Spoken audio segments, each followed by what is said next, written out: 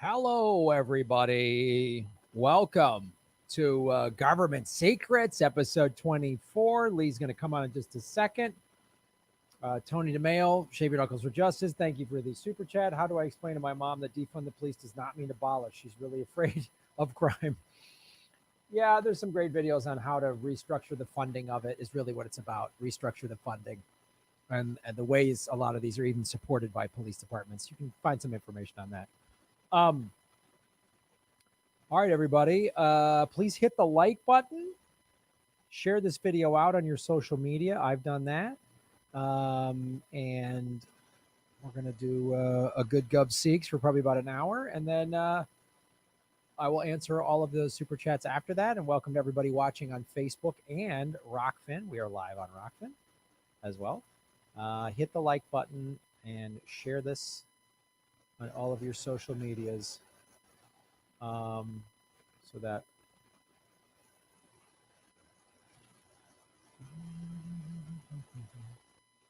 all right.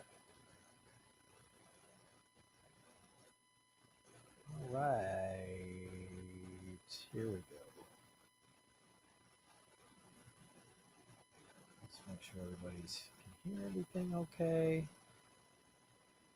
All right. Hello, comrades.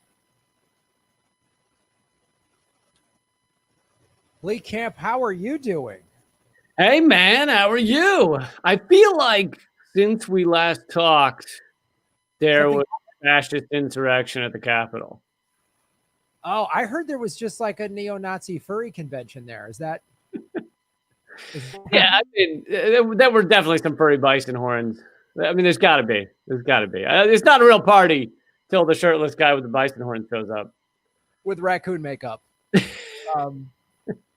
Yeah. Hello, everybody. Welcome to Government Secrets, episode 24 with Lee Camp. Pew, pew, pew. Post Capitol Siege episode.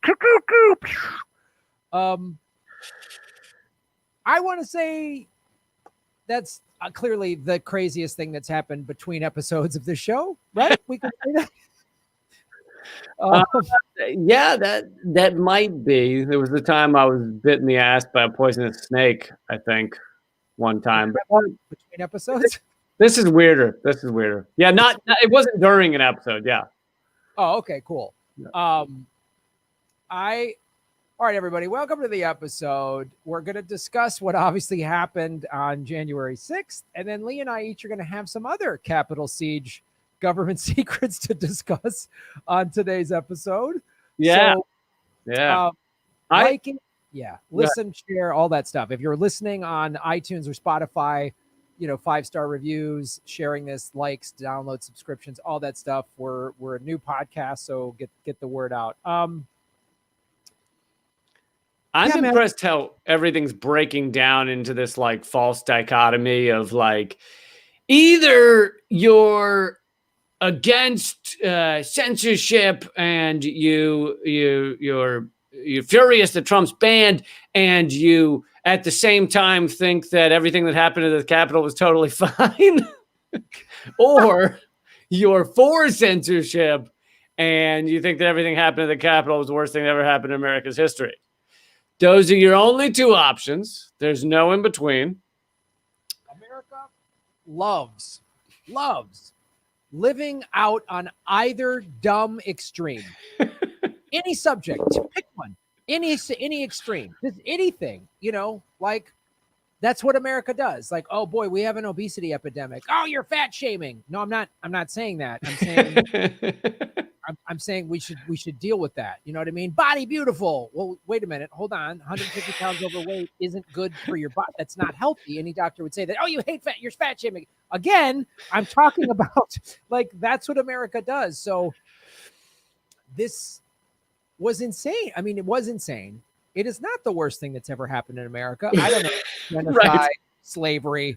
I would put those up there. The current bombing we're doing, 85,000 dead children in Yemen. I would put those ahead of this.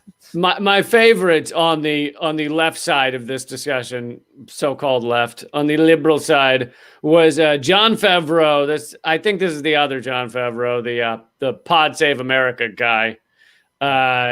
He tweeted out this something like this is the, oh wait, I have the exact tweet. His exact tweet is, "This is without question the most evil, dangerous behavior exhibited by any American president in history."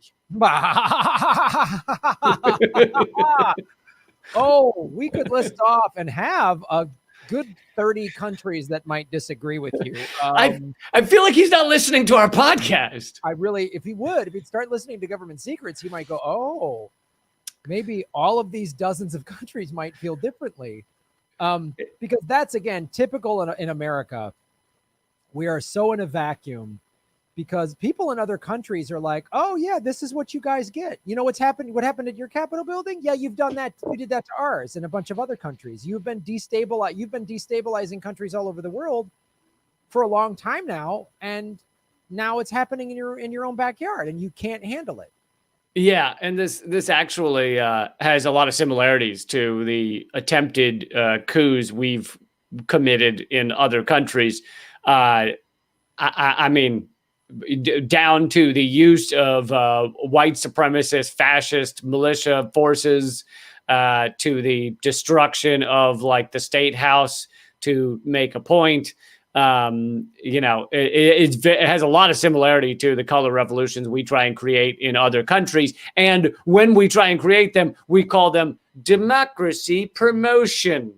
This is democracy promotion in other countries. And in the latest stimulus bill, the relief package, literally we spend billions of dollars in it to do this type of thing in places like Hong Kong, Iran, Venezuela, etc. Hey, Joe Biden sided with neo-Nazis in the Ukraine to help undermine Russia. I mean, literally. Yep. All the Democrats did. All the Democrats did. So, I mean, and again,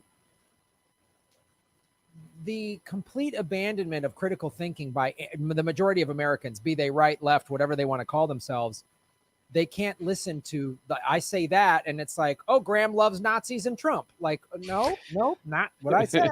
Not what I said. What happened last week was pretty bad. It was pretty awful. It was fucking awful. And the people that were the leaders of it and have been planning it online and things like that are straight up, neo-Nazis, white supremacists, militia type people looking to kill legislators.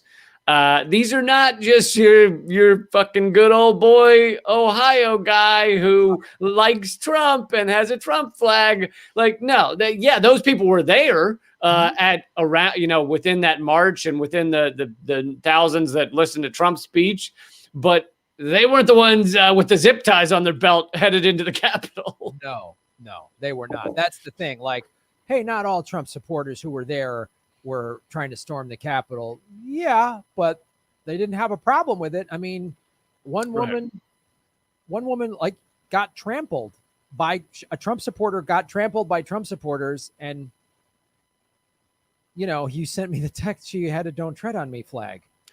Yeah, I mean the dark humor in that one is So there's so many aspects to this. And as we discuss government, and it fits, in all of the stuff we've discussed on this show, there's so many things that, okay, first of all, obviously Trump did incite them. He's been doing this for a while. Stand back, stand by. I mean, even during the siege, he was still tweeting that Mike Pence didn't have the courage to overturn the votes. Like, that was while people were in the Capitol. Yes, and Mike Pence got death threats. I mean, they were chanting. There's video of them chanting, like, "Hang Mike Pence." So hang Mike Pence. Yes, there's video of them chanting "Hang Mike Pence." They have threatened any Republicans, like Republicans that didn't side with Trump, have gotten death threats. They were getting threatened there. Like you said, there was a guy with AR-15s, and there was serious weapons there in the Capitol, and they sieged it, and many of them were neo-Nazis. There was a guy who had an Auschwitz hat or something, and some of the where do you get those? Because I've been looking for the Auschwitz merch. Yeah, and where is that stuff? And this is the hypocrisy of this country. If you're selling like Muslim Death to America merch online, I'm pretty sure that website's going to get shut down pretty quickly, or at least mine. Right. But someone's Right. selling Auschwitz stuff, and we're like, oh boy, it's can't seem to find them. Like, and all the off-duty cops that were there, the cops that were taking selfies that were on duty, the cops that helped let them in. So there's all of that. Yeah. Obviously, there's no way Black Lives Matter would have been treated like that. There's no way. No. And luckily that, you know, this started like my first video on this. I talked a lot about the difference between the cops and Black Lives Matter, but really any left-wing protest, anti-war protest, environmental protest, like they'll send out fucking reams of riot cops if you get near the Capitol or near any Capitol in any state.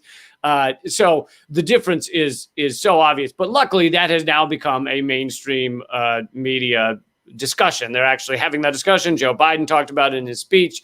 So at least that part of this story is getting some mainstream coverage, whereas there are many parts, such as our coups we create overseas, that don't get any mention.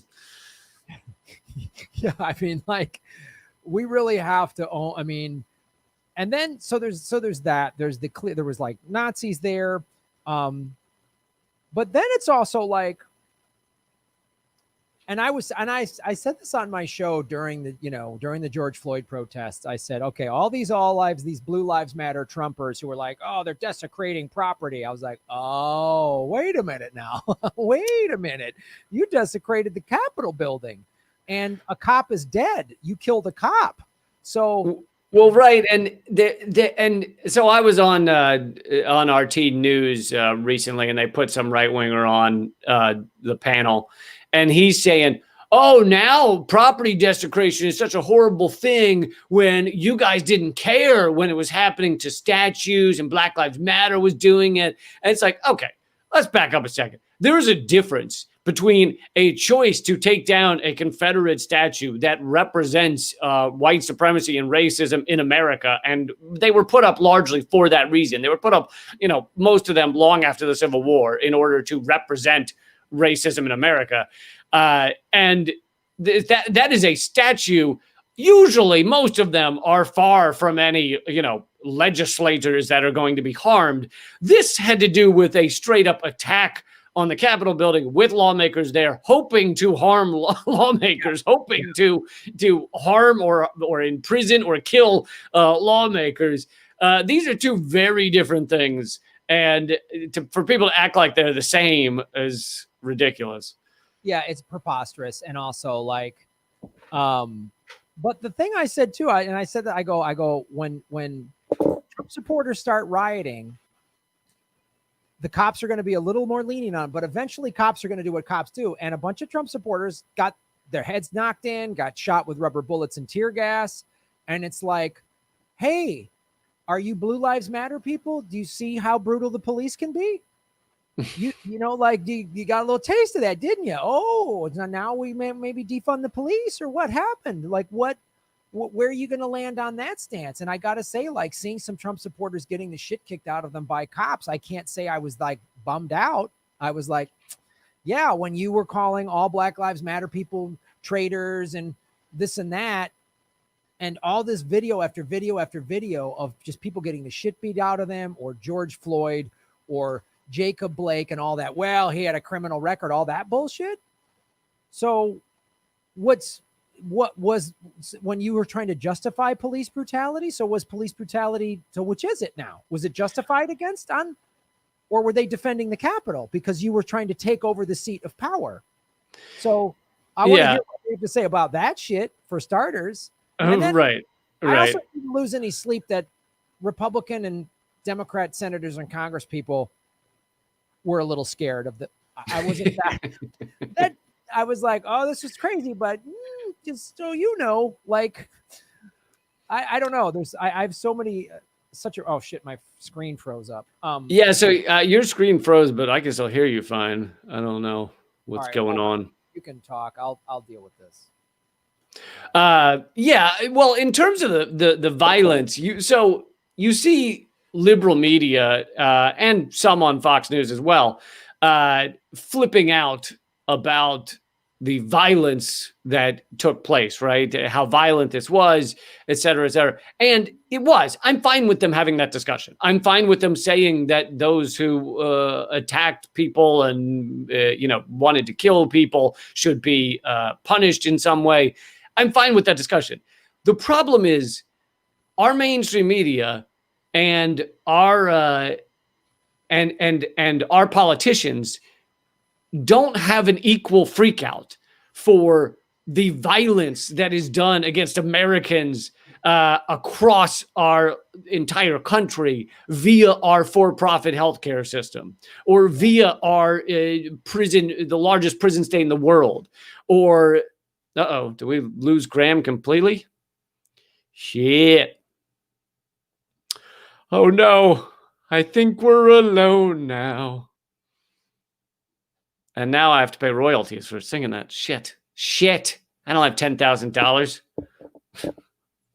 Well, if I'm still being seen by everybody, then I hope you're enjoying this loan special. Damn it, Graham. Well, I can keep talking, assuming this is still working and going smoothly. But I just did a live stream on this. There he is. Sorry. Hello. Yeah. I got very nervous. It was weird to be alone. I started sobbing quietly, and I took off my clothes. I'm putting them back on, but I'm glad that my disappearance makes you take your clothes off. That really is what makes this show work. Well, I was getting into a fetal position. I was going to start pouring milk over my head, warm milk. I just thought that might help. But well, I hope at least if you're going to do that it's unsweetened cashew milk. Of course, I would have no other kind. Because I want the most boring, tepid milk to be poured across you so you don't freak out. Because if it's any other kind of milk, I don't know what kind of reaction you're going to have. So I need you to cover yourself in boring milk. So what I was saying before the CIA cut off your feed is that the liberal media and some on Fox News as well are, and those in corporate media right now, corporate America as well as corporate media, are flipping the fuck out about this violence. And I'm fine with that. I'm fine with them being upset about this violence.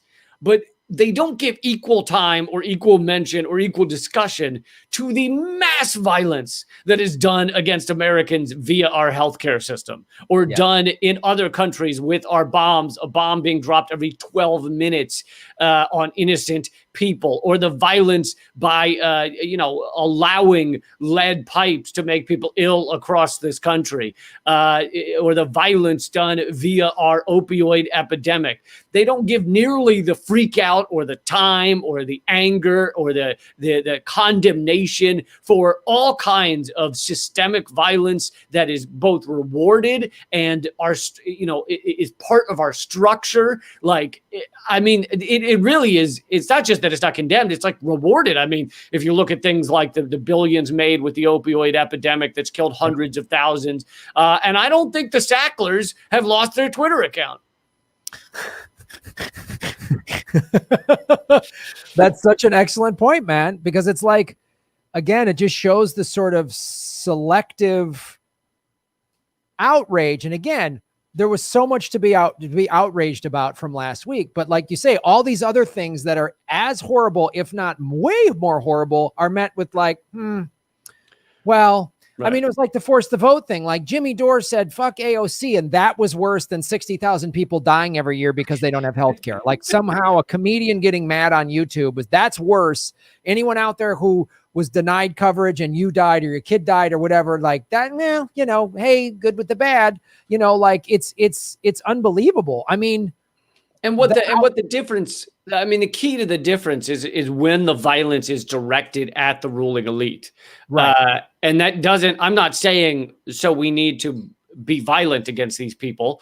I'm saying that that's why this gets immense coverage. And you've seen even corporate America has turned against Donald Trump. They were fine with Donald Trump through his entire 4 years for the most part. How many corporations did you hear saying we're no longer going to either, allow Trump to like his golf resorts or whatever, the PGA Tour just withdrew their connections to Donald Trump. And yet corporate America didn't do any of that throughout this entire 4 years, while Trump was caging children just like Obama, while Trump was continuing the prison industrial complex, largest prison state in the world, while Trump was continuing actually increasing the number of bombs being dropped overseas. All of that was fine. That was not a problem. The difference now is that the violence has been directed at the ruling elite as opposed to the unwashed masses. That's such a great point too. And it's also like to watch, see Chuck Todd on whatever Sunday neoliberal couch talk or whatever nonsense he does this week. That's the exact name. You nailed it. This Week in Bullshit or whatever it's called. This Week in Neoliberal fucking horse shit. Here's your host, Tuck Chad. Have a hot cup of propaganda because here goes Chuck Todd. They're like, we got to do something. And it's like, this is awful. And Trump has been stoking these people. Yeah.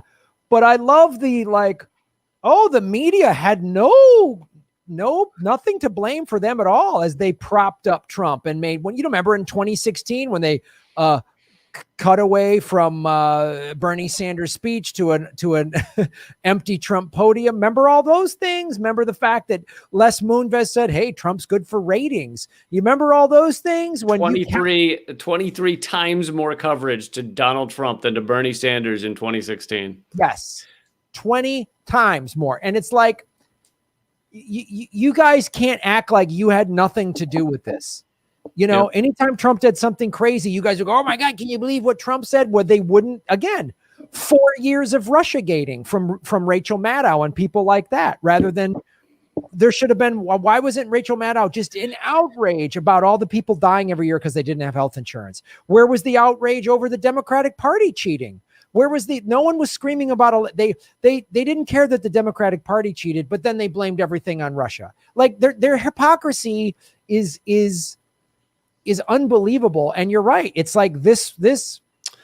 I wasn't happy to see Nazis running through the Capitol, but seeing scared politicians, I was like, okay, and why can't we on the left? Why couldn't we at least have that large of a protest or just surround the Capitol building for Medicare for all? Why couldn't we do that to end the wars? Right. I would love to see, I'm very much into nonviolence. So I would love to see an occupation of the Capitol where like they did in Wisconsin, the union workers did there. You sit in where you refuse to leave until, demands are met.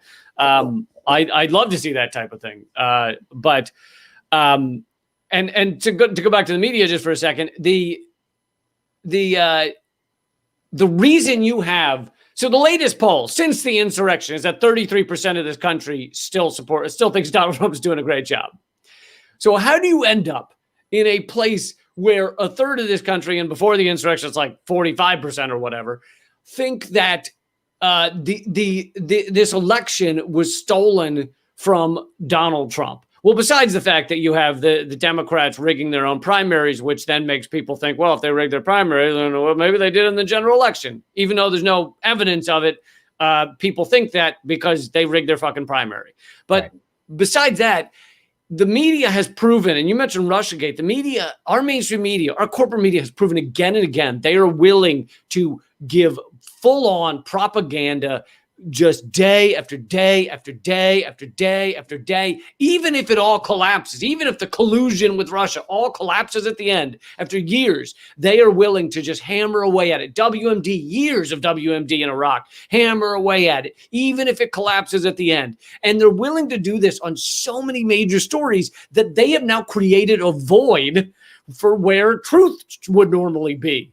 They have created a void where, a third or half of America just thinks that whatever they read on a blog that they like is the reality. And So it's like the mainstream media has themselves to blame for a country where whatever percent, 30 to 50% of the country believes this election was stolen. Well, yeah, it's such a great point because everybody knows they're being lied to in America. I don't care what background you have, what you think, your political, everybody knows this is bullshit. So then, like you say, there's this mass void, which is where like QAnon can slide in and go, oh, here's the truth. And if you're, not the sharpest knife in the drawer, you're going to go for QAnon. You're going to say, oh yeah. And they prey upon that, which is all by design. It's the reason why we have bad schools is so people are easily manipulated. Like what's that quote from William Casey? When Americans don't believe anything, then we know we've succeeded, or whatever that quote from him is. It's like, so because Joe Biden's head of global media for his transition said that he's a fan of propaganda and he believes our government needs to use it against our own people more often.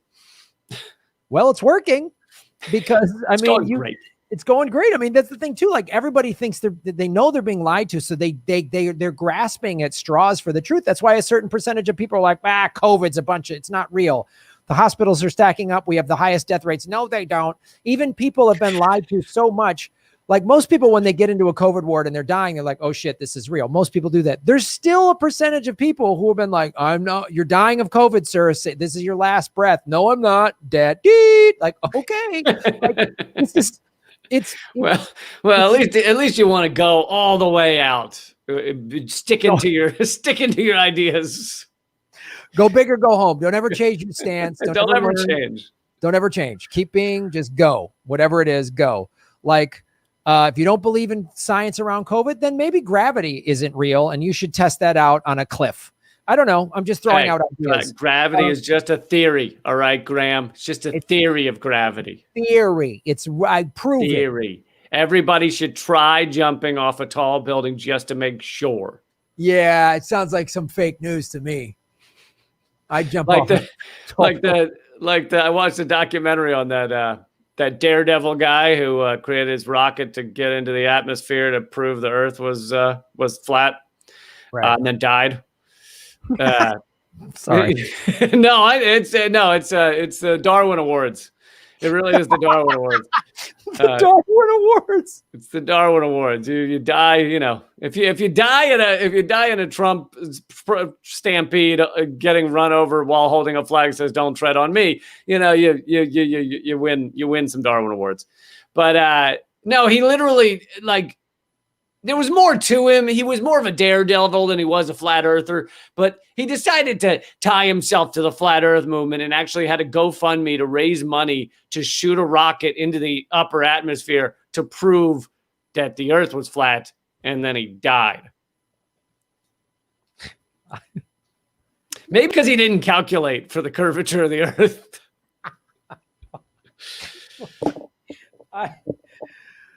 Oh God. So I guess,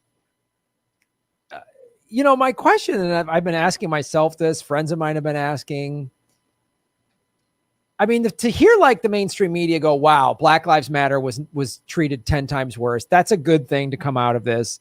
To hear some people like, all right, we got to hold Trump's craziness accountable and all these corporations. But again, like all these corporations that had no problem profiting from Donald Trump prior to last Wednesday. Do you think America is going to learn from this? Like, do you think there's going to be like, wow, that Capitol siege, man, a lot of big changes are coming. And because I've heard mainstream media go, boy, we need more election integrity. We need there be transparency in our elections. So people don't sit there and think, because that was the main reason for that protest and that siege was they think the election was stolen. So I heard calls for that on corporate media. I heard Fox News being critical of the Republicans and Trump. So yeah, it depends on what they do with let's have more election integrity. Like if this gets rid of the touchscreen machines that no one can see inside of, and the code is top secret, then that would be a benefit. Normally, though, when they say changes are needed, they then use it for the fucking their corporate gains. So one of the changes that everyone's saying is needed in liberal media is more censorship on Twitter or whatever, which yes, it will absolutely be used against you and me. But a lot of people don't realize it's already being used against you and me and leftists and left-leaning sites. We've talked about it before, but I've been shadow banned to an extent on Facebook for 4 years now, and so so it absolutely will be used against those of us who are anti-war, those of us who are anti-corporate America. So yeah, it's not that we need more censorship; it's that we need these platforms to be accountable to the people. They need to be public utilities, or they need to we need to have a digital bill of rights where you can't just be banned because they so chose. I would support the banning of Donald Trump if they had a standard policy across all of these platforms that if you've killed thousands of people, you can't have an account. I'd be totally down for that. I'd be like, yeah, you killed a few thousand people, a couple hundred, we'll let it slide, but a few thousand people, and you don't belong on Twitter. The problem is the reason they wouldn't state that or give us that right is because then Hillary Clinton's gone, Obama's gone, all these people are gone who are war criminals and have killed thousands, and the Koch brothers would lose their Twitter account. It'd be a real. They don't want to do that. So instead, they're banning Trump for causing harm to the ruling elite. This is what changed with like Martin Shkreli, right? When Martin Shkreli was just fucking increasing drug prices and killing people that way, there was some talk about it, but there was no repercussions. It was when he lied to investors that the rich got hurt. Yeah. That was when Martin Shkreli was arrested. Same with Bernie Madoff, right? Yep. That's why he was the one to go down. He hurt rich people. Because what Bernie Madoff did was a smaller version of what the banks did in the housing crisis in 2008. Right. But Bernie hurt rich people. The Goldman Sachs and them, they killed, they hurt regular people. So it's okay. As long as if you just can't hurt the elites, because definitely we're already seeing, and Biden is going to use this, and there's going to be way more censorship. I mean, Susie Dawson had her Twitter account pulled for like a day, and there was, everybody went on there was an outcry or whatever, and Twitter put her back up, but they're going to come after us more for sure. I mean, well, and taking down all of Parler, that site, that's dangerous as well, because that means if you create a more unfiltered, more free site, people talking about creating blockchain versions of, similar to Twitter that would, stop things from being banned unilaterally. Then if they stop, they've created a world where we all operate on one of 2 to 3 phones. And if those phones or operating platforms like Google pull the fucking apps, then it's over. That's it. No, you're right. I mean, like you and I are both on Rockfin, which is blockchain cryptocurrency platform. I love Rockfin, but I don't know, could they shut Rockfin down? It might be hard because it's blockchain. I don't know the technology behind that, but like they are going to use it against us for sure. And the problem is because these were right-wing, and there were some scary people there, and these militias, and people have been like, oh, that's not that big of a deal or whatever. Or, I don't claim it's not a big deal. I don't want it to be used for mass censorship. It will, though. That's the unfortunate thing, is because it was a big deal. Then when people get scared, then they're more willing to give up their rights. Like we saw that after 9/11, everybody was scared. 9/11 was crazy. It was awful. So people were like, you surveil everything. Yeah. Take away my rights. And so they're going to start censoring. They're going to want more police. I mean, like this is a crazy, because hearing some people like sort of the liberals be like, we need more censorship and, we need more police or whatever. You're like, wow, man. Okay. So I don't know. It's And America, because it's so heavily propagandized, it's been so effectively divided and propagandized that America won't realize we're in a class warfare, but Americans don't realize that and Americans don't want to learn. I mean, the reaction to Jimmy Dore's force the vote thing was like, wow, all right. So I don't know. I don't have a lot of faith because even the so-called, I mean, we don't even have like that force the vote thing just showed that the left is like a handful of us. And then everyone else is just like these dumb fuck liberals that are they get in the way. They get in the fucking way and they refuse, they will not hold, but they all, I guess. So I don't see anybody. I don't know. Like, the thing now, at least, okay, the Democrats, by the way, what happened last week also, they got control of the Senate. So I was like, there's no excuses now. After January 20, I know. The House, the Senate, and the White House, you can't blame Trump and Russia and Burn Bros and whatever else. You guys have they still will. Actually, that's some of my favorite is when they're talking about the fucking attack on the Capitol, and somehow they managed to slip in Putin, like, it just somewhere you'll turn on MSNBC and they'll be like, look, this is horrific. What's happened to our nation's capital, and Putin must be enjoying it. And you're like, how did you make this about Putin? Somehow they made it about Putin. And it's just like, I mean, is he enjoying it? Yeah, probably. But there's probably 40 world leaders really enjoying this, watching because we fucked with all of their countries. So, I mean, and they might also Putin might be terrified, like, oh God, if America just goes up in smoke. I was in Russia when it went up in smoke in the 90s. So what's going to happen? You know who else enjoyed it was apparently a third of America. So maybe you should be talking about that. And that's and we can move on to our coup stories here in a minute. But that's something else that you can't really talk about, which is, I can find a lot of these people horrific. And by the way, I'm in DC, so our office is the Redacted Tonight studios are blocks away from where all this went down.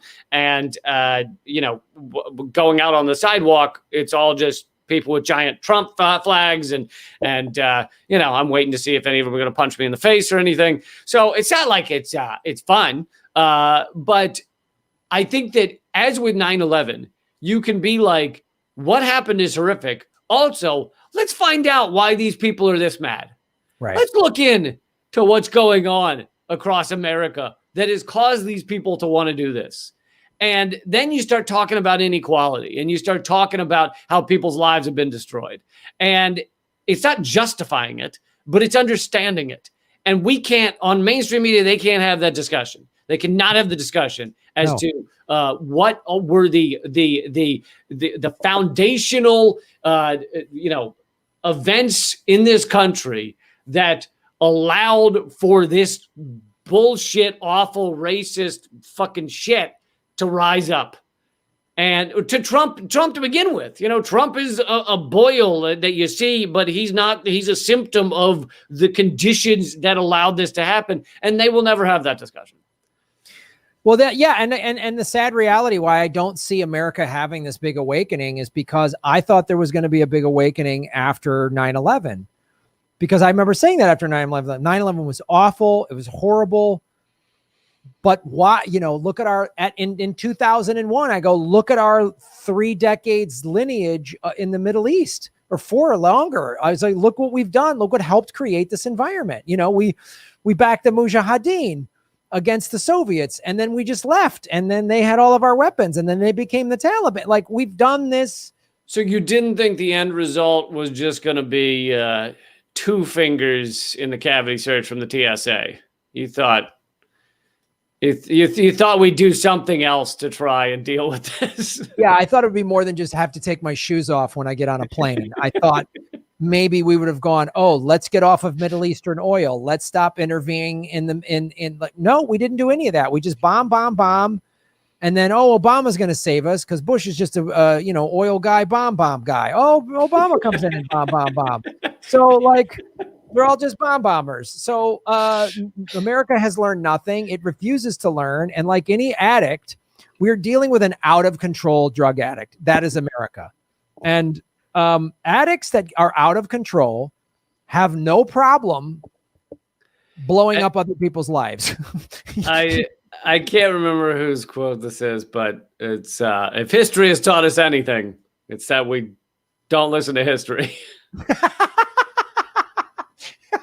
If there's one thing to take away from this, is that we will never learn. Right. Right. So I don't know. I mean, I especially watching the last year and a half, a year ago, have been cautiously optimistic. Well, Bernie's raising more money than he ever has. And he might win the first 3 states. You thought they'd let Bernie have the nomination? Come on. I thought if he didn't get it, people would no, and not stand for it. But we can't.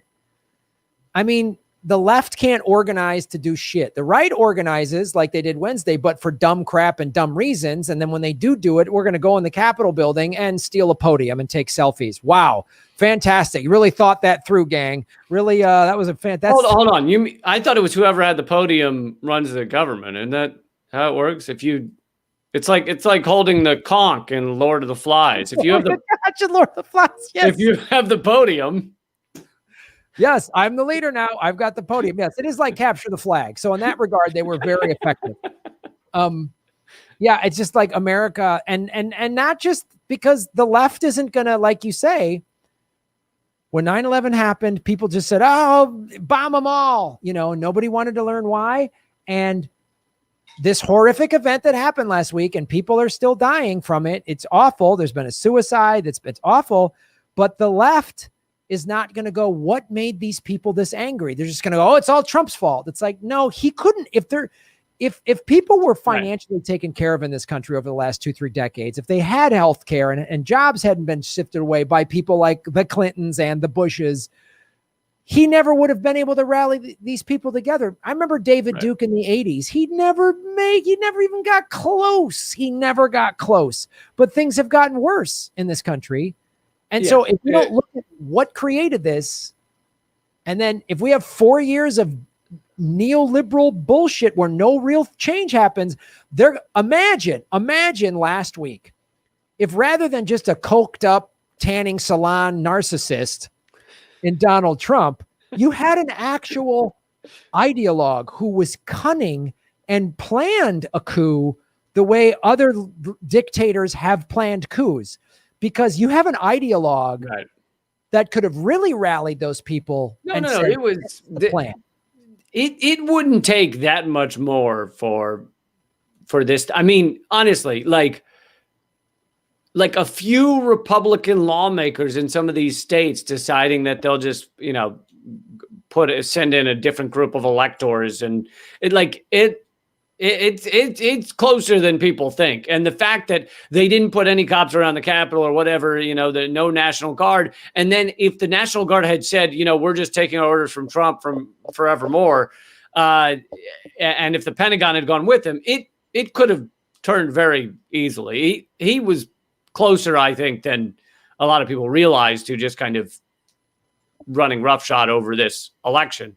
But yeah, that's because it's like people are suddenly waking up to the idea that our democracy is fragile. It's like, yeah, it's always been really fragile because we've never really had one. It's been a corporate oligarchy, or before corporations, just an oligarchy of a business class that basically ruled things. And the only difference is a slight shades of gray as to which one of that ruling class takes over.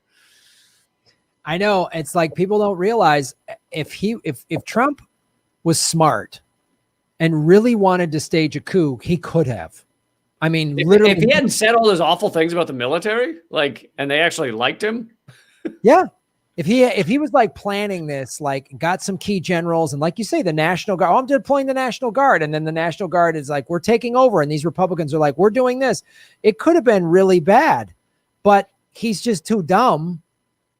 He's too Wendy's or whatever. And he's too dumb, and it's all about him. So he hasn't been thinking, how can I get the military to to obey me by treating them well and being nice to them. He just insults the military and thinks, well, they're losers because he wasn't in the military, so therefore they're losers. And he literally went to whatever it was, the Tomb of the Unknown Soldier or wherever he was, and said, "Why are we here? Aren't these all the losers?" Like, yeah, so because it's just about him. So he's like the lead in a lot of ways. He's very not Machiavellian. He's the opposite. He's a frat boy that thinks Machiavelli is like an EDM DJ. He thinks Machiavelli is like the sweet sauce they put on top of the $100 desserts at the Trump Hotel.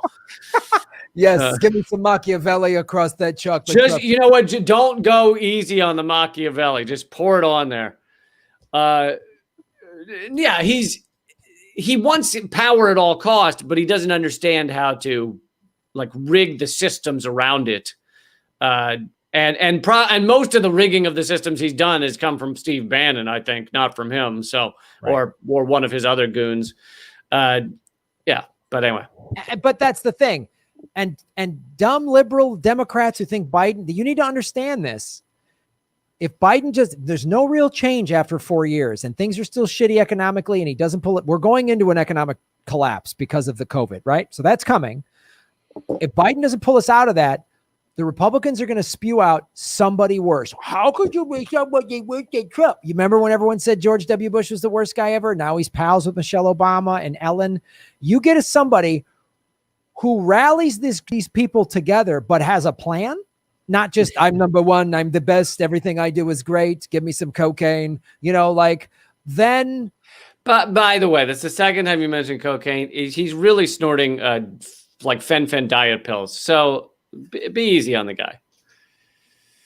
He just sounds like a guy that's coked up at a party. Well, he is. He's like literally these like diet pills from the 90s are basically speed. And he's been apparently, or at least there's a lot of people who have said that he's been on these things since like the 90s. Like, I wouldn't doubt it because he just sounds like some guy that comes up that's all on something at a party that just tries to talk you into some crazy business plan. Like, let's build a spaceport. Let's fucking do it, man. We'll buy Iceland. Let's buy Iceland. You want a road trip to Iceland? Let's buy it. Build a wall. Let's do it. Like, what? Hold on. You mean you don't send 3,700 tweets at 4 a.m.? That's not your normal routine? Because I just put it in my schedule. I'm like, wake up at 3:58, craft 1,700 tweets, pass out again at 4:35. Oh, all right. What's your first coup, Gub? So this fits pretty well with what we're talking about, which is this is kind of the unknown to a lot of people coup attempt in American coup attempt. Segment number 2, kind of. Maybe kind of dovetailing into what we were talking about. So this is a coup attempt in the 1930s against FDR that very few people know about, and it has to do with our friend, yours and mine, Smedley Butler, who was. So we've talked about Smedley Butler before, although I think we should do a long segment on him at some point. Yeah. But he is I think to this day he's the most decorated Marine that has ever lived. And so Marines still to this day know Smedley Butler's name because of that. Major General Smedley Butler. But however, the reason you and I know his name is because he came out later and said all of the wars he did were for capitalism. He destroyed whole nations in order to help the United Fruit Company and things like that. So that's why he's become a hero of anti-war activists. But he wasn't known for that yet in the 1930s. And he was still this highly decorated major general. And in 1933, the business community was turning against FDR, both because he was saying all these things needed to be done for the labor community, for the workers, like the New Deal, which the business community did not like. However, apparently the biggest thing that they were upset about that led them to craft this plan was him proposing getting off the gold standard, which they felt would hurt their money, which is hilarious because now that we're off the gold standard, they just print as much as they fucking want.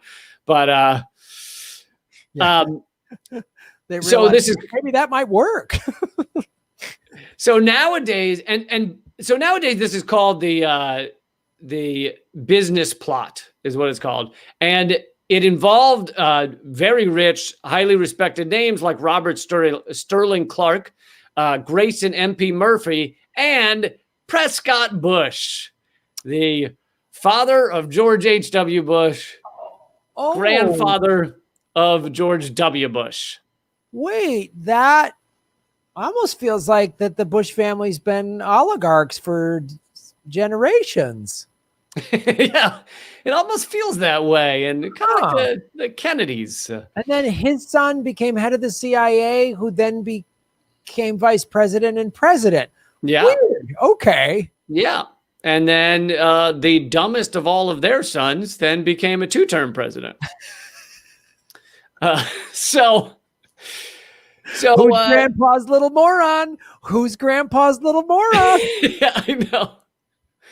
I mean, it's amazing. Like, George W. Bush is like the bane of George H.W. Bush's existence because he was the dumb son. George H.W. really wanted Jeb to be president. And then the fucking moron son becomes president. And he's like, Jesus. Now they're gonna think that's all we are.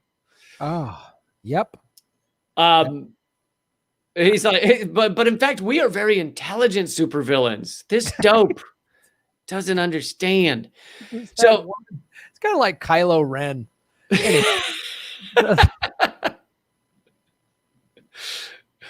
So those business men, including Prescott Bush, contact Smedley Butler, who's out. He's already left service, but he hadn't come out against his service yet. So he's viewed merely as a highly regarded military man. And they basically talked to him about ways that he would gather the military, get the military behind him and them, and take over the country. Basically, create a fascist government for America, and kick out FDR, and it would be a straight up coup. But so Smedley Butler, because he was starting to think differently about his military service for the American empire, pretended to go along with this so that he could get all of their plans out of them, and got a second person to be at one of the meetings so that they could verify what was being said. And then he goes to Congress and he gives testimony that this has happened. And back then it was known as the White House coup or the Wall Street putsch.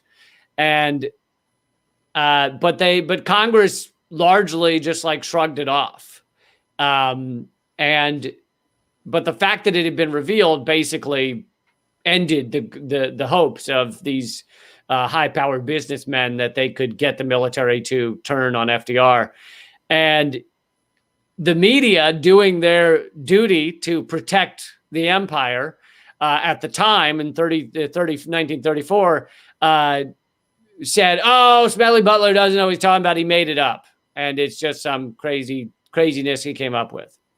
However, recently, in the last, I can't find the year right now, but it's within I think the last 30 years, 20 or 30 years, other documents have been revealed, basically proving this, that he did have these meetings with these businessmen, and it seems highly likely. I mean, considering what kind of person Smedley Butler was, that this is absolutely accurate. And Wall Street basically was looking to create a fascist coup to get rid of FDR.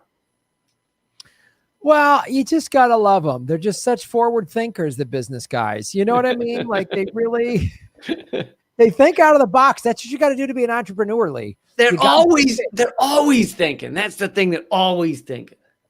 They're always. I mean, the one thing I hear when I hear about that, and I'm like, good for Smedley for coming forward. But here's what you got to do, Smedley. If I had a time machine, go back in time I'd pull Smedley aside. Go, okay, when the next time you have a meeting with all these heads of guys, get some of your military buddies to round them up and just take them out. Yeah. Because they control everything. So listen, I can't explain it all right now, but Prescott Bush will give birth to the head of the CIA. Will be horrific. And then he'll give birth to a fucking idiot, just a complete, cross-eyed moron who will then lead America for like 8 years. Marty, it feels like a back to the movie. Marty, you gotta go help Smedley. Like, I can't explain it all now. Just trust me on this. Just when they're all meeting, whatever secret, just arrest them, take them out, poison their tea. I don't care what. Just get rid of these guys. They're awful. Their offspring are going to be 40 times worse. Just do it. Oh. And if anybody does get a time machine and you do that and you go back, remember you got to go. Hurry! We don't have much time. Every time machine movie I've ever seen, they're completely out of time. We gotta quick. There's a lot of running. There's always a lot of running. It's like, just go back a year before that and sit around and slowly do your plot. Yeah, just move the dial on the machine to give yourself a little breathing room to figure it out. Yeah. Adjust to the new time. You're in a new time. The culture is different. Probably the language is a little different. Just why do you gotta get me back 4 minutes before? No. Get in here. 4 minutes should be plenty to kill baby Hitler. Or take out Grandpa Bush. All right, unless you have more, I got mine. No, go for it. Go segment 3. Government secret segment 3. Wow, that got to a Law and Order SVU there. It really did. Yeah. It just dun, dun. Presented by Dick Wolf. Make sure everybody hit the like button and support our show. Download it. Do everything you can to we need you all. If you started listening to the podcast in the last few episodes, go back and listen to all the others. Yes. And then, because we got to know that everybody's up to date, because you won't understand anything if you hadn't heard the other ones. So go listen to. I'm kidding, but go listen to all the other ones. Yes. And Graham, you don't even know Graham's character got killed off in the 3rd episode and now came back. He took a time machine and saved himself. I did take a time machine and save myself. But unfortunately, something happened to my Nissan Leaf. So if you haven't heard that story arc, you need to go back and listen to that. Starting in November. It's a 7-episode story arc. That was our longest story arc. It was our 7-episode story arc about Graham's Nissan Leaf. So you need to know what's happening. And you need to know the history of these expensive sound effects that we have. I mean, you're probably wondering why he has a hook for a hand, and you'll have to get that from the Nissan Leaf story. And it's not what you think. I'm actually a pirate.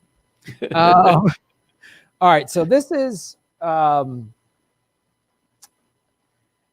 interesting because I want to, and I'll actually share this. I found out about this because, well, first of all, shame on me for for trusting the corporate media. When it all was going down on Wednesday, someone was like, this hasn't happened since the 1800s that somebody sieged the Capitol.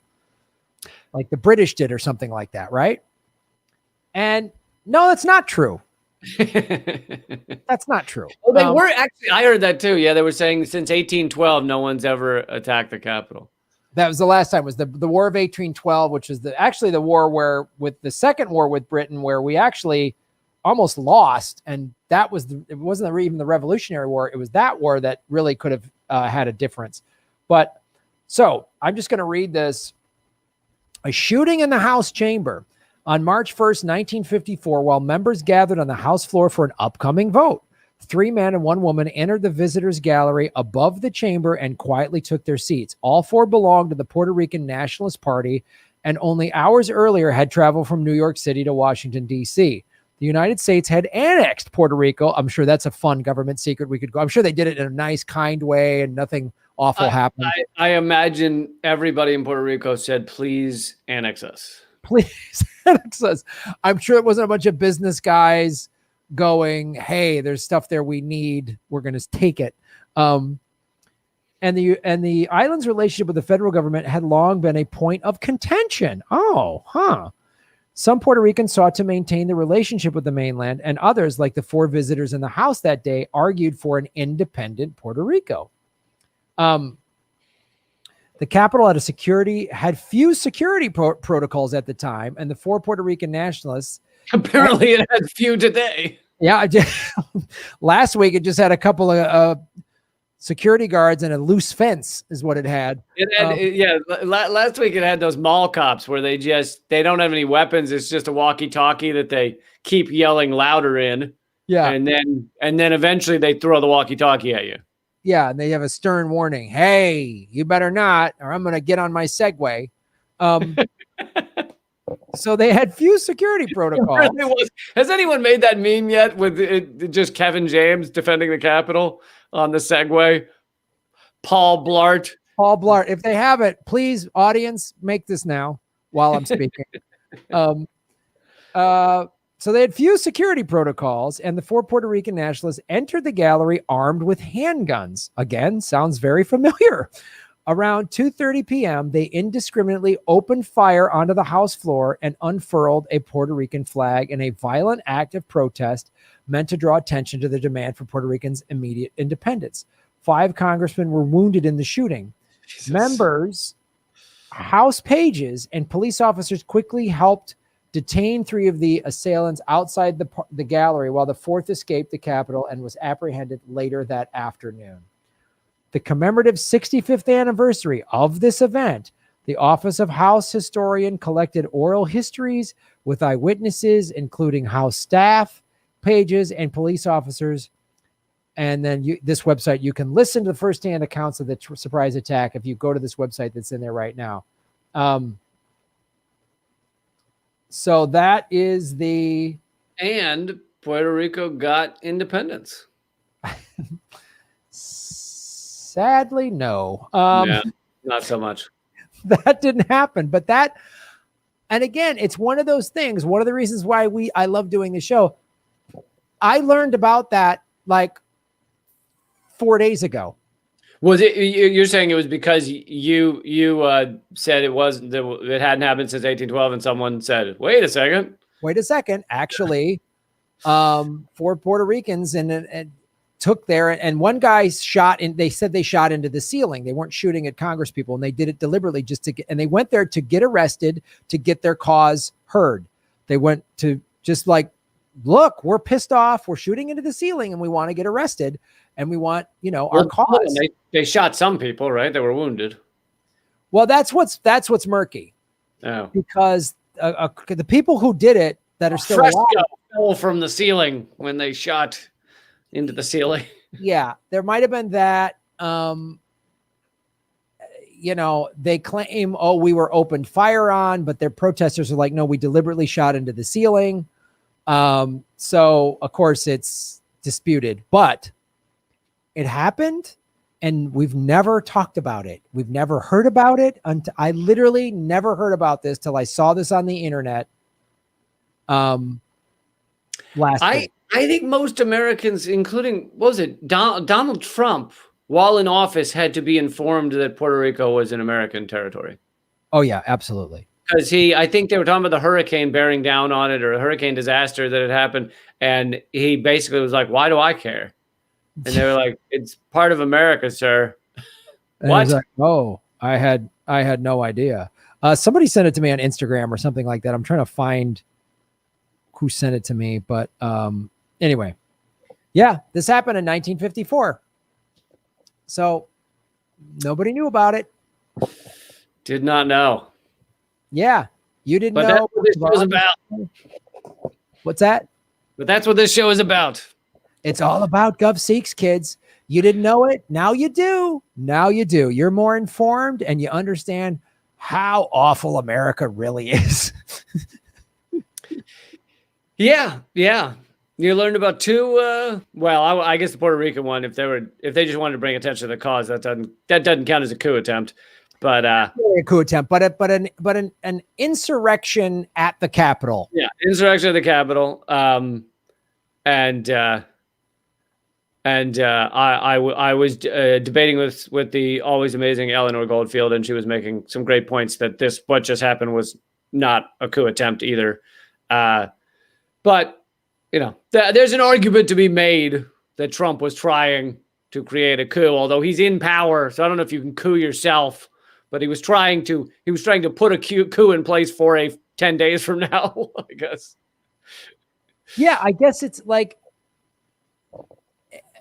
was it a coup attempt? Was their intention to do that, to take over the government and keep Trump in power? There definitely was intention to overturn the election result. Right. Which would have, if they succeeded at that, kept him in power. But feels like a coup to me. But again, it's kind of like, but he's in power right now, so it's kind of like sexual assault. Can you sexually assault yourself? I don't know. I don't know if he can coup himself. I don't know. I committed my own coup. It was the best coup that's ever been committed. We had a rave. We stole a podium. We're number one. I brought down my government and replaced it with me. I win. Jesus Christ. By the way, for those who think this is over, and I highly recommend no one attend the inauguration because there are all these postings of these militias that, we're going back on the 20th and everything. And literally they have like plans out there where they're like, all we need is 10,000 people or 4,000 around the White House and 4,000 around the Capitol. And we'll be able to hold these structures and only allow in and out whoever we want. And you're like, this is, now I hope they have more than Paul Blart on January 20th, because these motherfuckers, are not. I don't think they're done behaving like fucking idiots. What do you think's going to happen? Honestly, you live in DC. You saw it, some of it, from Wednesday. What do you think's going to happen? Well, there's no doubt you're going to have a certain number of fucking awful human beings that are going to come. I don't know what I don't know what they can achieve, or it obviously the worst case scenario would be if any of them decide their goal is to just hurt any random people they can find, because that's probably the type of thing that it doesn't matter the police presence. It'd be tough to stop that, but terrorism anywhere in the world is tough to stop. But I don't think luckily I don't think they have the numbers to do anything like take over one of the buildings, but that doesn't mean they can't cause horrible things to happen. I mean, I was in Charlottesville. It took one guy in a car, nearly hit me, and obviously hit 30, 40 people, killing one. And that's one fucking idiot in a car. Yeah, they had pipe bombs at the RNC and apparently the DNC. So, I'm just like, if they really want to put some planning and forethought into this, it could be really awful. Or just like you say, just random psychos just driving cars and blowing shit up. Like the suicide bomber type thing that happens with the terrorists. If there's some crazy shit like that, I don't know. But you're not. You're never gonna stop this type of thing, or it's incredibly difficult to stop. So I think the key is, how do we create a society where this is incredibly uncommon? And part of it comes down to education. Part of it comes down to media. But a lot of it comes down to, we live in a post-scarcity world where no one needs to fear that they have housing or food or clothes or can take care of their family. If we really set up our society right, nobody would have those fears. And I think if you don't have those fears, you have probably a far more peaceful society. Yeah, we could provide for every single person on this planet. We really could. And we could educate them, and we could have really wonderful societies where we resolve disputes in a really democratic way, and where we're actually a society, like working together, asking the question, what's best for all of us? But America's, capitalist, out of control consumerism fueled by these ruling elites' greed. We don't have a society. We don't have anyone where everyone's just in it for themselves. And we've seen through the CARES Act and pandemic that they don't give a shit about you, man. They don't care. They don't care about us. They don't care. The Republicans don't. The Democrats don't. They don't care. So, well, yeah. and as some people have made the point, or although not enough, everyone's in it for themselves by design. Right. People buy more, shop more. They feel insecure more, which causes them to shop more and buy more if they are basically alone or alone except for their tiny family unit. Atomizing everyone and forcing them to just entomb themselves in the stuff they've bought is a better way for these companies and the people at the top to make trillions of dollars, whereas communities together, where they're working together, housing together if needed, and really making sure no one's suffering. If you have a community, then you're generally not going to be as good of a consumer as they say. Right. You won't be a great consumer. You might just be living a happy life. Oh, God forbid. Oh, sounds like that sounds horrible, living a happy life rather than just being in debt and thinking a new fucking car is going to make you feel better. And the other thing, the real reality is there's no real leadership to push for these mass societal changes that we're talking about. Definitely not within the Democratic Party. The progressives within the Democratic Party are the weakest bunch of fucking applesauce eating sad sacks that I've ever seen in my life. Applesauce eating.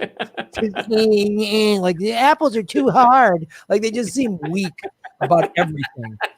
So in the little plastic cups that they bring it. The spoon's too cold.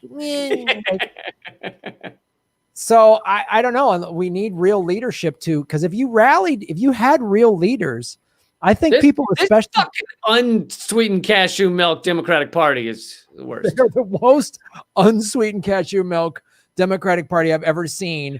And then God forbid you call out the squad.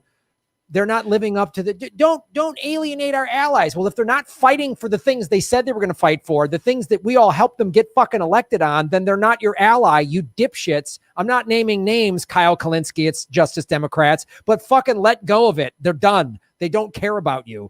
That's the problem is a lot of these people that claim to be left media, they seem to think their job is to just defend the slightly more left senators and Congress people. No, that's not your fucking job. Your job is to demand the things that were the reasons you put them into office. Like they're bending over backward with everything that these, the squad or whoever says to defend it. Like your job's not to defend them.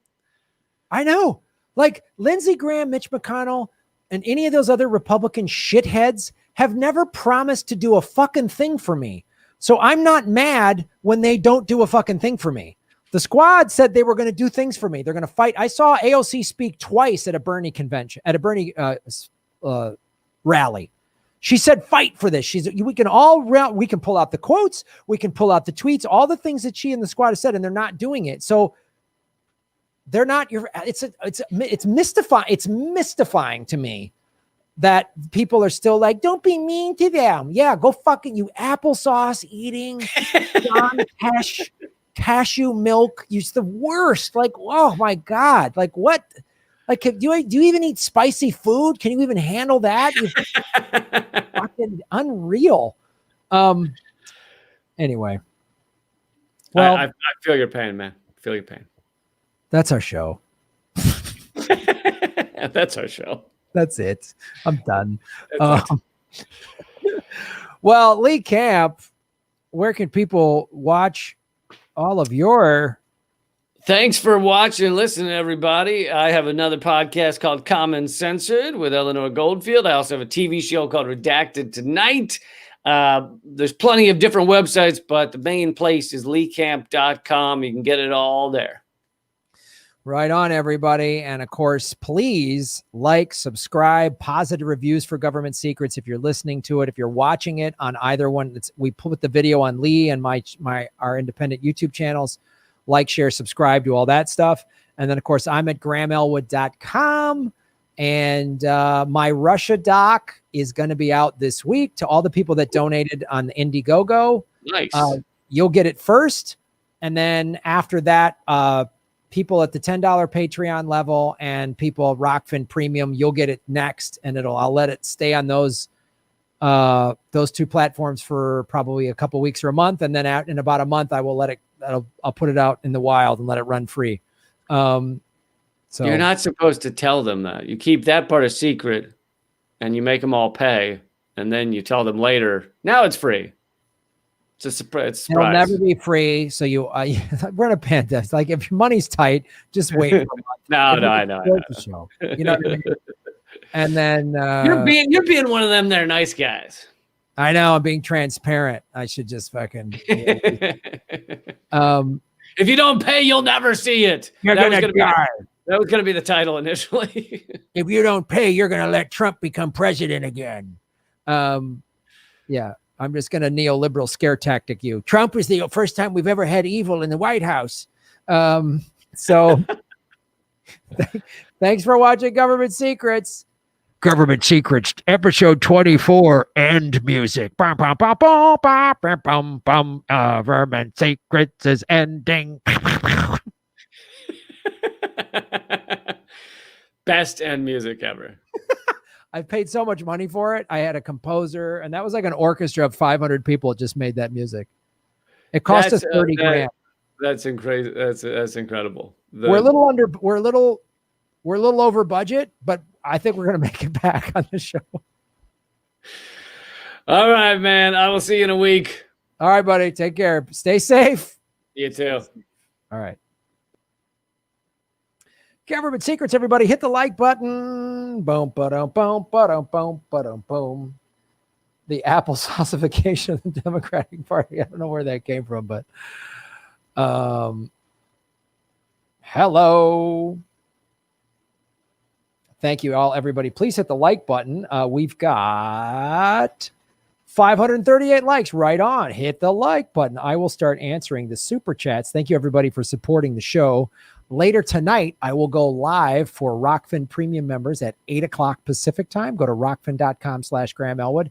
And if you're not a Rockfin Premium member, it's only $10 a month. You get access to the Premium members live stream Monday nights and all my bonus content. And you're supporting a blockchain cryptocurrency platform. Tomorrow on the show, Whitney Webb. We're going live early, 2:30 Pacific time tomorrow with Whitney Webb. She's in a much later time zone. So we're going early with Whitney Webb tomorrow. Whitney Webb. Let's read some. Sharif Snugs. Boom. What's up, Sharif? Shave your knuckles for Justice Graham. I'm starting a Twitter account and I'll be having Zoom meetings for my protest against the squad. If anyone wants to be down, I'll leave my email in the chat. Thank you again, Graham. I've seen your help on Twitter. Right on, dude. Yeah. Tag me and I'll retweet it a couple times on Twitter to tell people to get involved.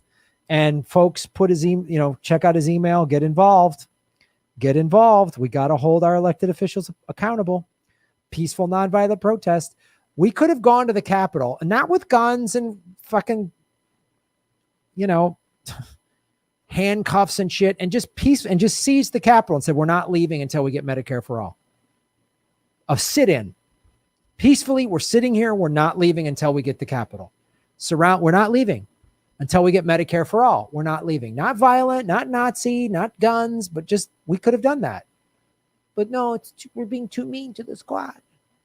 This applesauce is a little too spicy. Put too much cinnamon in it.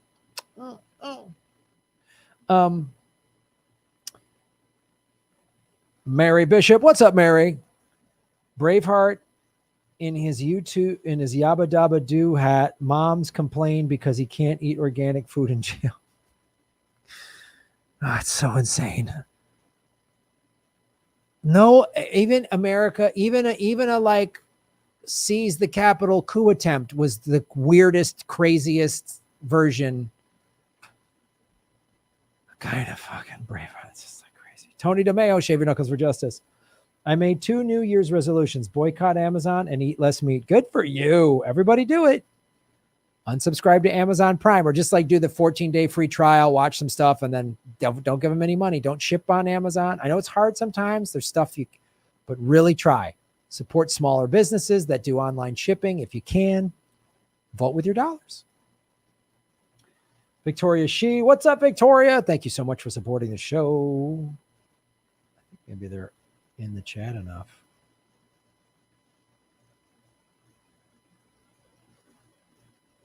All right, Jim Garrison. Let's see where we're at. Okay, let me just get that on the screen so we don't miss it. Boom. See you in a week. You got that right. You got that right. Tony DeMeo, shaving knuckles for Duchess. Everyone should boycott Amazon. That is correct. That's real power. That's a non-violent piece of resistance. That's fighting the ruling elites. David, shaving knuckles for justice. What is violence? Fred Hampton's Ghost, what's up? Making Gotham great again. Graham, can you form a socialist faction within People's Party and promote nationalizing the Fortune 500 companies and run then according to a plan? Ooh, that's a great idea. I'm going to push for that. I think we need more overt socialism in the People's Party and nationalizing the Fortune 500. I like that. And turning companies like Twitter and stuff into public utilities. Absolutely. I'm all for that. And I think that's what the People's Party seems like they're about, and what they should be about is if it's a party run by the people, we all have a say in it. There's not this like handful of party elites that control everything. Then we should be able to put that kind of stuff in there. You know? So I don't know. If they ask me to run, I will. If they're legit and they got people behind me and they've got, some money, I'll do it. But if they can't get their shit together, or they just, and they might say, Graham, we only have the money to push these 4 people or whatever. We already have these 4 districts mapped out. And I get that. But if it doesn't work, or America just keeps imploding, then I don't know. I'm so 1 foot in, 1 foot out on America. Part of me is like, we got to stay and change. But then part of me is like, America doesn't want to learn. The right doesn't want to learn. The left doesn't want to learn. The left still wants to blame people like me and Jimmy and Lee. They don't want to do any real activism. That's why you got to Jimmy said, Cenk was like, I don't do unions. He's like, TYT could have organized all these movements and people would have got behind it. Cenk said it like, we're boycotting Amazon. We all would have done it. Cenk didn't want to do that. He just wanted to be rich and famous. So there's no real, I don't know. A part of me wants to stay and help save America, but part of me is like, they're going to nosedive and we got to get out of the way. I mean, I'll be real honest with you guys. I could very easily just move to Australia the minute that country opens up. Because if America's just going to keep being stupid and not learning, don't be mean to the squad. The force to vote thing was really made me, the reaction to that made me go, wow. People like Humanist Report are going after Jimmy. Another one of these smaller shows that Jimmy helped promote. He helped promote them. He helped promote Tim Black. He helped promote Nomiki Konst. He helped promote AOC. And then they all turn on him. I mean, you always knew Cenk was just an egomaniac. I mean, he denied the Armenian genocide and then switched, probably not because he believed it, just switched because it was better for him financially, and then hired Anna Kasparian, an Armenian, to say, oh, look. So maybe there never was a real, like, true left indie media, progressive media. They were all just wannabe fakey fucks that just want to be like MSNBC light. And it really made me go, oh, the list of people I like, respect, and trust is shorter than it's ever been. Those people on that list, I'm like down, way down. I'm like loyal to them for life. But I don't know. You see how effective getting Bernie to sheepdog people is. All the people that turned against Jimmy were all Bernie supporters. And then when Jimmy was too critical of Bernie and everybody else, they went after him. And it was just like, force the vote was a great idea and still is. And we should still push for it. It's not over, but it's hard to like, again, I always use the drug addict analogy. And if somebody does not want to get sober, there's nothing you can do. And America doesn't want to get sober. America wants to stay drunk and crazy and fighting and doing drugs and blaming everybody else and not look in the mirror. America doesn't, addicts never look in the mirror. They blame everybody else. Oh, I lost my job. The boss was a dick. No, you showed up to work drunk 10 times in a row. Like, you fucked that up. That guy fucked me. It's always somebody else's fault. They destroy and fuck things up and never apologize. And that's America. And America, when someone like hits rock bottom and goes, oh God, I need help, then I'm there. I'm there. But if people aren't willing to do that, I got nothing for you. I got nothing for you. I got to get out of the way. I've talked about this before. I was in a relationship with a woman. We were living together. We were together for 2.5 years. And she started coming off the rails and drinking. And I don't know, I think now I found out later, she was probably doing a lot of drugs like cocaine and shit. And she came to me. We had kind of like, we're like, I guess we're breaking up. And then a couple of days later, she was like, came to me and she said, my life's out of control. And I said, go get help. It's the last reasonable conversation we had. And it ended up turning awful. She got violent with me and I had to end up getting a restraining order. But I said, go get help. Like, go to an AA meeting. I'll go with you. Oh, I don't want to go. They're in the basements of churches and they're creepy. I go, no, they're not. There's meetings near where we're living. I go, there's one in a community center, at a park. There's one. They're not all. And even the ones that are in churches, it's non-denominational. 12-step meetings, you don't have to believe in religion. They just talk about a higher power. Cause she was like an atheist. I go, you don't have to, I go, I don't like organized religion. No. And she had all these excuses. And then she got all mad at me and then fucking came at me violent. I offered her help and she fucking came at me with violence. And I even just moved her out and I was like, I'm just done. Just get out of my life. You're out of here. And she told me I had repressed memories of being abused as a kid had just come forward. And I was starting to I was like literally a month into seeing a therapist about that. And she said, oh, repressed memories aren't a thing. She fucking went nuts on me. Yeah, fuck yeah. Came at me with a fist and I just had to go like that. She was completely out of control. I offered her help. She didn't want it. And had that in that moment, if she goes, yes, let's go to meetings. I would have said, let's go to meetings and I'll help you get sober. And maybe we'd still be together. And maybe that would have been like, oh, wow, that was a really tough moment in our relationship. And now it's stronger than ever. It could have been that thing. And then she was working at this comedy club that I was working at because I helped her get a job there in the ticket window. And she stopped working there and then deliberately scheduled herself on a night I was there and was like threatening me and shit. And that's when I had to get a restraining order. So America, I don't know how many more interventions America needs to have. And I said in March when Bernie backed Biden, I called him a sellout. I called Tulsi a sellout. The squads are sellouts. I don't trust them. I don't trust anyone with the Democratic Party. People keep texting me, Graham, we want to get this Democrat, this candidate on the, no. You got a D next to your name? That means you're a disaster.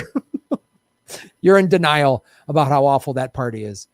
So if there's like a real solution and a real organization and real people involved in trying to like save this country, I'm in. But if it's just fucking high school caddy slap fight, Jimmy's mean, then fucking eat it. Then go away. I got nothing, man. Jason Reynolds, Shave Your Knuckles for Justice. Can't wait to tell y'all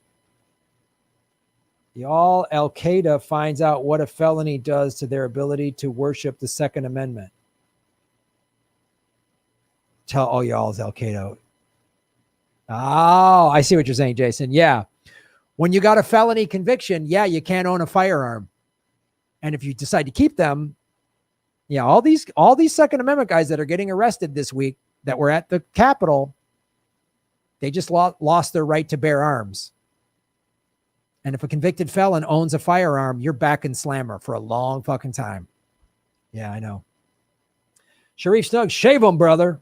Graham, can Big Kale match Big Jackfruit's offer? That's what I do. I'm going to just give you a little secret. I pit Big Kale and Big Jackfruit against each other, and then you just keep. I was like, I don't know. Big Jackfruit's going to fly me on a fucking. Big Jackfruit's got a yacht. Ooh, Big Kale's got a private jet. So it's a good plan. They're talking about super patch money from the farm. What you got, Kale? Super patch. Jackfruit's got that super patch. I'm just saying, Big Kale, Jackfruit's paying me. I'm getting fucking paid, making it rain with Jackfruit lobby money. It's fucking funny as shit. Oh, Pirate Ray, what's up? A, B, shave him. Tony DeMayo, the FBI could have prevented this and they chose not to. Excellent point. Yeah, I find it really hard to believe that, boy, 100,000 people were coming to the Capitol and they just were like, gee, we didn't know. Whoops, some of them have guns, but we weren't sure. Either they wanted some crazy shit to go down, or all of the like white nationalists that are in law enforcement were like, let's let this happen because we're down with Trump. Somewhere in there is the truth. You know what I mean? Brogressive over on the Rockfin. Thank you so much. One thing you can do if you're watching on Rockfin, you can do what Brogressive did and tip the show. Shave him. Been waiting for you to go live, Graham, and wanted to drop this hashtag on you. Hashtag just us Democrats. Haha, nice, Progressive. Right on.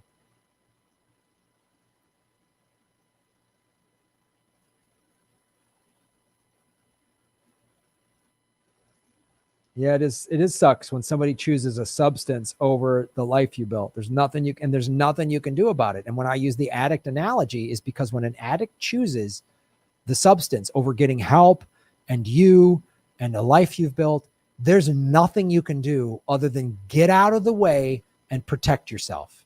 So if America's just going to keep nosediving like an out of control addict, get out of the way. Because when you try to rescue and save them, you get hurt. You get hurt. You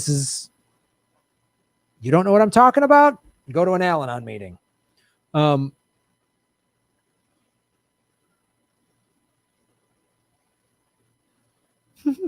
do have excellent taste because of the cashew milk.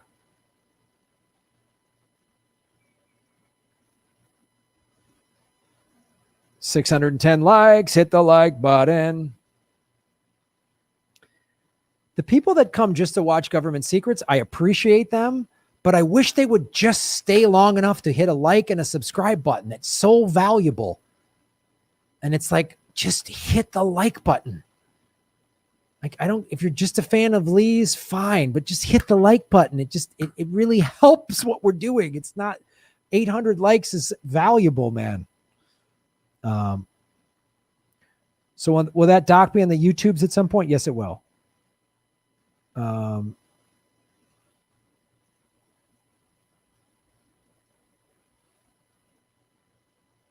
Yes, the doc will be on YouTube eventually. It'll be about a month or so while it's on all the paid platforms. Just because once it's here's the deal too. Why?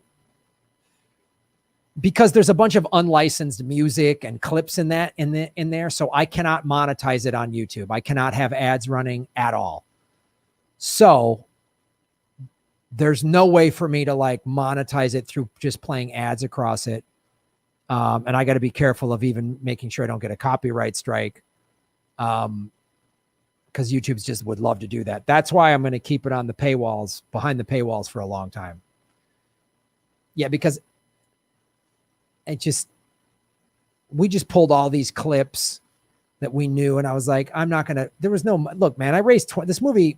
I did for $2,500. Maybe I put another 500 or so in my own money for travel expenses or something, maybe 1,000.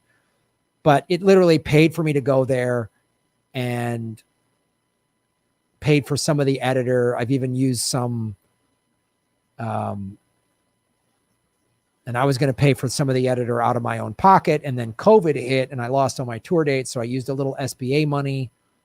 So I don't know. It's probably $4 or $5 grand when it's all said and done. But $5,000 to make a documentary is not a lot of money. So there's no money for, not only is there not money for licensing, obviously, which is tens of thousands, if not hundreds of thousands of dollars, there's no money to even get.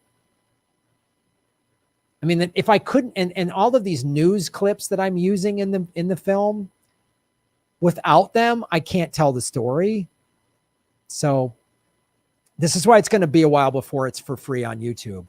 But it also eventually I will make it for free. If YouTube won't let me air it, then eventually I will make it free on Rockfin. So I will have it as a Rockfin premium video where you got to be a $10 subscriber. But after like a month or so, I will make it free on Rockfin. I might just have to make it free only on Rockfin.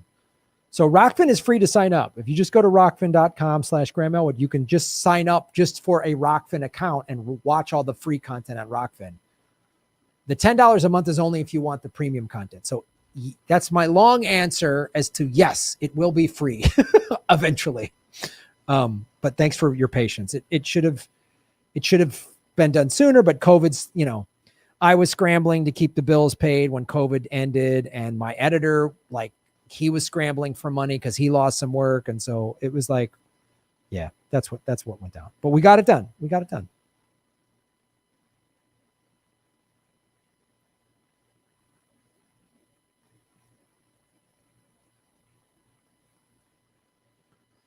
Make sure I didn't miss any of the super chats. Oh, Harry C. Smith. Sorry, I missed you, brother. Shaving Knuckles for Justice. So who here is aware that a passage in the COVID relief bill mandates UFO disclosure within 180 days from the date it was signed? I kid you not. What? Well, that's intriguing.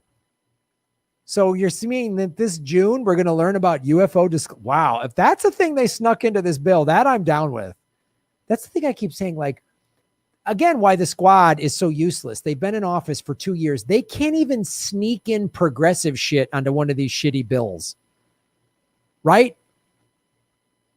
When everyone's like, don't be mean to the squad. They're our allies. Show me what they've done in 2 years. Show me. Am I missing something? Maybe I am. But show me what they've done. But anyway, I'm excited to hear about UFO disclosure in 6 months. Harry, thanks for letting us know that. Oh, that's nuts.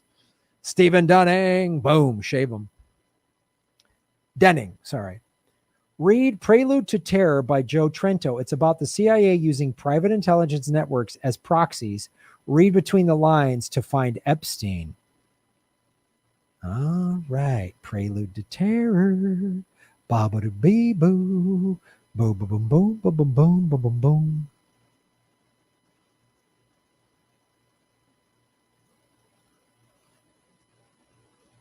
Bring some space weed.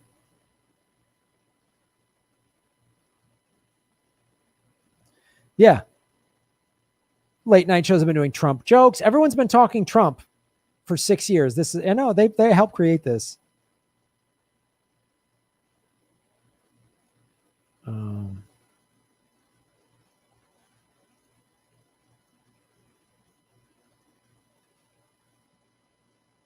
Mescaline tortillas or whatever you're talking about, OTR trucker. Got it. I've literally been waiting for that doc since it was announced a year ago. And thank you, Vladimir. I really appreciate it, man. And I'm so happy with it. It's a cool little hour doc. I've done, if you watch my other doc, Earbuds, we had a $200,000 budget. It's very slick. This is really just basic, but it really gives a cool, it shows, I'm very happy with it. It shows what my trip was like and gives you, hopefully, a view into Russia that you're not going to see through the mainstream media or even through Hollywood. Hollywood's not going to present Russia in this way. Look, is it a total picture of the country of Russia? No, of course not. I was in Moscow for 8-9 days, and I was in St. Petersburg for about 4 days. I was there for just under about 2 weeks, door to door. And I met some really cool people. There's some cool interviews. And it's the thing that I say on this show, like if we're going to be, we can't be critical of Russia until we first look at ourselves. And I'm not saying Putin is some great guy or whatever, but yeah, I really think I'm really happy with it. I showed it to Susie Dawson. She's like, Graham, this is awesome. Cause she's in it a little bit. Cause she helped make it happen. And there's some really, you see me, there's an interview with Peter Lavelle, and because I was on Crosstalk when I was in Moscow. And so I interviewed Peter at RT, which is cool. And some people I met at the shows and some comedians, and there's some funny stuff. And you see me doing karaoke in this karaoke bar called David Bowie's, which you can only sing in English. You can only sing English songs. It's all these Russians singing American pop songs. I had a blast, man. I'm in a jazz club. I met really cool, interesting people. And, some of these people I think are going to be lifelong friends, and I can't wait to go back there. And I'm so proud of this stock. I'm sorry it took longer. I wanted it done, within 6 months of getting back. And I got back last September. So it's been like over a year, but I look forward to all of you watching it.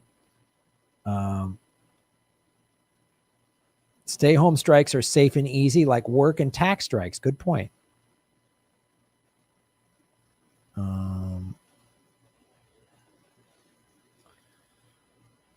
All right, everybody. Let me sing a song and get out of here because I'm going to go live later tonight on Rockfin. Premium members on Rockfin.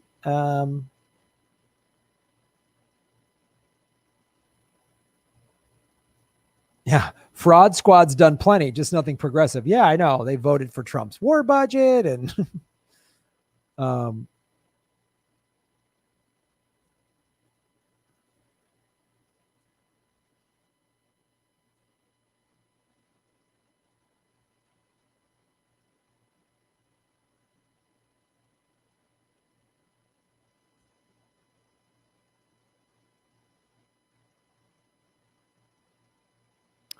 yeah, Late Night Crypto Lounge.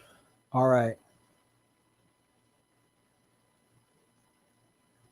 I wanted to sing a Katy Perry song as Eddie Vedder. So that's what I'm going to sing. I'm going to sing California Girls as Eddie Vedder. That's a karaoke song. And then I will be back, like I said, at 8:00. So in roughly 3 hours. Jimmy's going. He's about to go. Yeah, Jimmy's live. All right.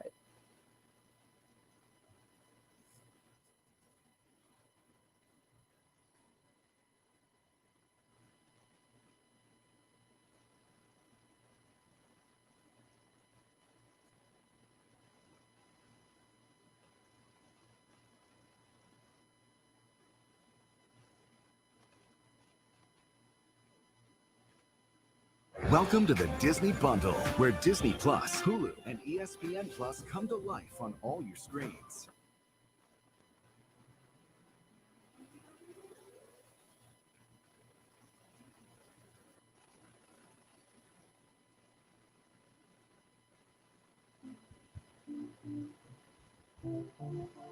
Greetings, loved ones. Let's take a journey. No, please. Where the grass is really greener. Warm, wet and hot. There's something in the water. Sipping, drinking juice. Laying underneath the palm trees. Boys, break their necks. Trying to keep a little sleep here. You could travel the world how, but nothing comes to here's your golden co-host. Won't you party with your how? You'll be falling in love. California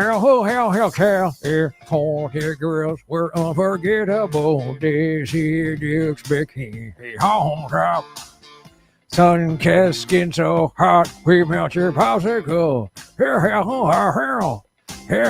Jeremy spoke in class today. We're undeniable, fine, fresh, fierce, we hot it on like. West Coast represent. Now put your hands up. Here, how. 6 on the beach. We don't mind sand in our sled hose. We freak in my Jeep. Some doggy dog on his hairy hill. You could travel the world, but nothing come close to the hurling to hell. Don't you party with us? You'll be falling in love. California girls were unforgettable. Dear Dukes, Becky, hop. Sun-kissed skin, so hot will melt your highball. California girls were undeniable. Sun fresh, fierce, we got here home rock. Jeremy spoke, Rosette. Now put your hands up. Here. Don't call me daughter. Hero. Tone 10, fit and ready. Turn it up, because it's getting heavy. Wild, wild West Coast. These are the girls I love the most. I mean the ones. I mean like she's the one. Kiss her, touch her, squeeze her buns. The girl's a freak. She drives a Jeep. Live on the beach. And oh my, okay, I won't play. I love the beach just like I love LA here. In Palm Springs, Seattle, sometimes everything. Homeboys hanging out. All that ass hanging out. Bikinis, zucchinis, martinis. No hair. Just the king, the queenie. Katie, my baby. Look at here, baby. I'm all up on you. Because I'm representing California. We're unforgettable. Tears, eating, digging, big on top. Sun-kissed skin so hot, we'll make your coffee kill. Don't call me daughter. California girls were unforgettable. Fine, fresh, here, we hold it on high. Here, from coast represent. Now put your hands up. Here.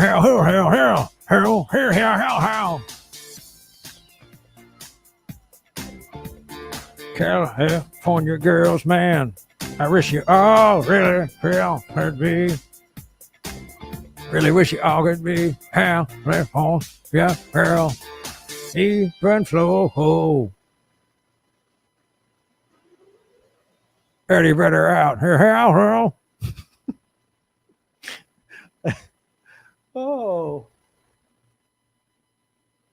Good grammar and spelling. Oh no, are we're not important. another But if you Grammarly want to ad. write essays Dear that Lord. inspire, messages that forge.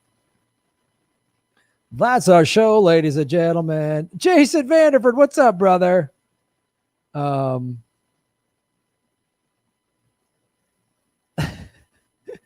Jason, you just tuned in. Jason's my cousin. He's got a band called Junk Parlor. Check it out. Jason, I love you. I hope you're well. I wish we were surfing together, my friend. He's up in NorCal. Tell Cammy I said hey. And any of your sibs and peeps, man. Tell my cousins I said hey. So that's the show, everyone. I really appreciate you. I don't know, Jason, maybe you've never seen me. I always end the show doing karaoke, and sometimes I do Shatner singing songs, but I just felt like doing Eddie Vedder singing Katy Perry.